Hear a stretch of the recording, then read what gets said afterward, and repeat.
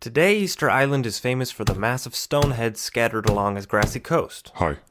2,000 years ago, however, Easter Island was a 64 square mile slice of paradise, notable for its fertile volcanic soil, which gave life to a lush subtropical forest. The island was home to at least 25 species of nesting birds, 6 species of land birds, and a wealth of seal colonies and shellfish. 1,600 years ago, Polynesians arrived and began to settle the land. The abundance of plants and animals enabled these settlers to live large, and the population grew as the settlers feasted on the island's fruits and wildlife. Huge boats were constructed from the largest trees in order to provide porpoise meat for the growing population. To celebrate their success, the tribes of the island began to erect massive stone statues.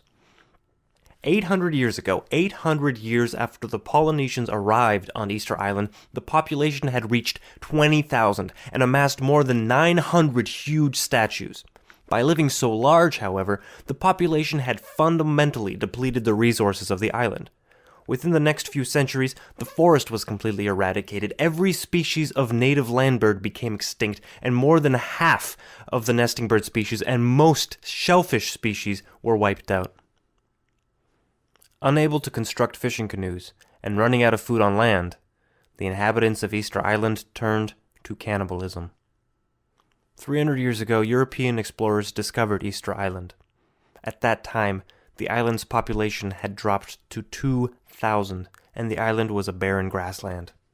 It was in the apparent best interest of the hunters to keep hunting, the loggers to keep logging, the masons to keep sculpting, and the chiefs to keep celebrating the wealth of their tribes. However, the steady demand of these people was not met by a steady supply of resources. Had each person changed their habits to match the circumstances, the islanders may have been saved.